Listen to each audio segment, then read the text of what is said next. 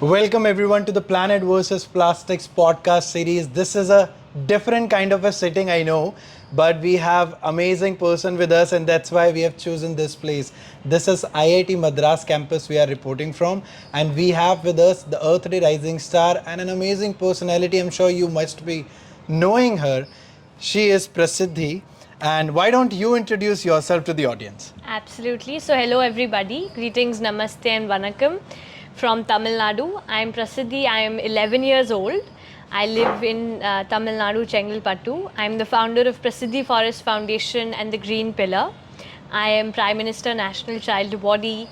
I was one of the youngest international speakers at United Nations Climate Change Conference and the youngest national speaker in G20.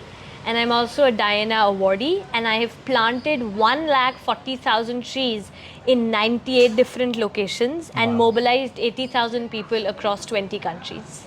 And it's a pleasure to be over here with Earth Day. That's amazing, and I should say that she is so much that I can just say that she is the voice that everybody needs right now. Thank you so so let's dive into the topic. So what we are doing with this podcast is that we are intersecting plastic with everyday life topics. So for example, we have done air versus plastics, youth versus plastic, school students, farmers versus plastics, agriculture versus plastic. But we are doing a special series inside this series where we are targeting 5 people all over the India who have been associated with Earth Day. So we have covered Kashmir and Ahmedabad and Assam. So from South India, we have Prasiddhi with us because she's a rising star. Not exactly now a rising, she is already a star which is shining bright. So in general terms, we'll talk about how plastic have been impacting our lives and what is your strategy or your efforts have been in fighting with the plastic pollution. So in Tamil Nadu, let's say in this Chennai region or the region there where you belong from, what is the situation of plastic pollution? Plastic, to start off with, is something definitely a huge problem, of course, that we are all very well aware of. And in Tamil Nadu especially, the thing is that we have a population, a good amount of population, a populous state of India, and plastic is definitely being produced in huge amounts. And also, it gets into our lakes and our rivers because we are very lush because of that, and we also have water scarcity. But then when floods come and all of this happen, plastic is always there everywhere, and the situation in Tamil Nadu in terms of plastic is not very good, but the efforts are also being taken towards waste management plants that are being created. In fact, there was also this drive of banning single-use plastic across Tamil Nadu. The best part is citizens are becoming aware about it of Tamil Nadu, and it is creating an impact. But the situation is problematic also because of large-scale industries that are present over here. So that is definitely a thing. That's what always happen when I talk to people about plastic, that individual consumption is one thing, but the major production that has been happening is from the industry side. So major corporates who are feeding plastic, basically they're not feeding the products, they're not feeding the fast food in a way, they're feeding us plastic because it has made into the blood cells. You must be knowing that. And then recently it has been found in the unborn babies as well. So it's plastic is literally everywhere. So it's been found in so many tons in space. Yes. And obviously even in Mariana Trench and Challenger Deep. So as far as humans have gone, it's everywhere. So plastic seems like has been with human since the beginning. Humans will go away, but plastic will not. That's what we all are afraid about. Let's talk about, if you are to propose a solution to the community about reducing the consumption of plastic as well as reducing the production of plastic, what would be your step, let's say, in Tamil Nadu? So, actually, this is a solution that can be implemented worldwide, not just in Tamil Nadu. In every place, because plastic is everywhere. So, solution is needed literally everywhere. And this is about, because what I strongly promote is that I have 2 missions. My first mission is to keep planting trees and doing nature-based solution projects until it becomes a culture. And my second mission is to bring people together and keep spreading environmental awareness and climate education until it gets translated in our literature. And that is why I believe awareness and action are going to be the key when it comes to amplification of change. And plastic over here can be a central thing for now. And if we look at it in terms of action, which is very much necessary, we all know about reduce, reuse, and recycle, which is the simplest of things. It is the simplest of things that citizens individually can do, and they can also look at the other 3 R's that starts with refuse and then rethink.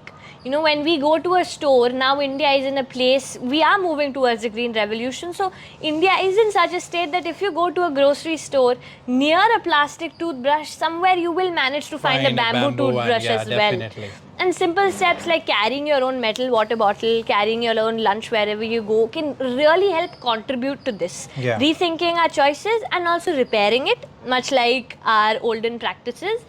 And when it comes to a level of awareness, which is a key thing that we often forget, because people don't really know about the harm that plastic can cause. They know it's everywhere because everyone is talking about it, but they don't know the problems it is causing and how we can solve it. So awareness is going to play a key role. That is something I'm doing as well through workshop session, climate education courses, things like Waste Warrior for little children, because of course we youth and children and youth, I'm still Zen Alpha after Gen Z, are going to create the future, and awareness is going to play a key role. And while greening the planet, cleaning it is also very necessary. And now speaking about action and awareness, how it's important to while greening the planet, cleaning it as well. Let's come to the amplification part of it. How we were talking earlier about corporates and how they are a massive role player when it comes to plastic production. And I think that a very big solution is hidden in the depths of nature, woven in the fabric of Mother Nature. We see a leaf. So a dried leaf falls down and it decomposes in the soil, and then the nutrients are used by the tree, or else in the carbon cycle of between the tree and humans or animals itself, or the nitrogen cycle where the nitrogen is becoming available for the trees due to the bacteria. I think we can get inspired from that and implement it in terms of circular economy. And circular economy is going to play a vital role in so many different ways. In fact, not just on the corporate level, even on the individual level. If we start believing in this formula, it is not something new or not something technologically. It's been going on from the olden days, since the very beginning. And circular economy is all about the waste of one becoming the resource for the other. Wonderful. Right? How we all can reuse and create this cycle on a much larger level. And of course, we are not on track, 8.9% is just the amount of circular economy that's there right now. But there are companies who are doing it, like Nike Grind, who create the shoe bases, once they get useless, they use it to create turf grounds and coats and such different things. Or else Apple has introduced these recycling robots. So different initiatives are being taken, and it is important that they are promoted furthermore. Because people don't know about this magnificent solution that we have. And it's necessary in order to fight what comes in the future. That's very rightly you said, because every bit of plastic that has been produced on this planet is still here. So it's better we don't throw it away, or we just don't leave it in the landfills. We put it in the system of circular economy. That's the only way we're going to let's say we're going to survive with the plastic that we have. Because that's what is the necessity of life right now. We humans are being affected now. The earth has always recreated. So rightly mentioned. I mean, by 2050 there'll be more plastic in the sea than fish. And by 2041, and for children will be living in areas with extreme water shortage, and there are so many other statistics we all are well aware of. But I think it starts from the simplest of steps that will help us create a bigger impact, because I have personally always believed that, especially for us, children and youth and everybody, what we require is a sense of hope, a sense of reality, and a sense of responsibility. Because much like a small 4mm seed which has the potential to become a 400 feet tall tree, We all need to come together, and no matter how small our action is, it can create a forest of change. It can. And today, as we face this climate catastrophe, simplicity and sustainability are going to be the key in order to create a better, healthier, and more equitable and plastic free future. Plastic free future. And I think with that, it's a wrap. And I will take those 3 words for you: hope, reality, and responsibility. And that's wonderful for you to join us. And Absolutely. you already said what I always say in my podcast, that greening and cleaning both are important. So keep it clean, keep it green, and remember, every day is Earth Day.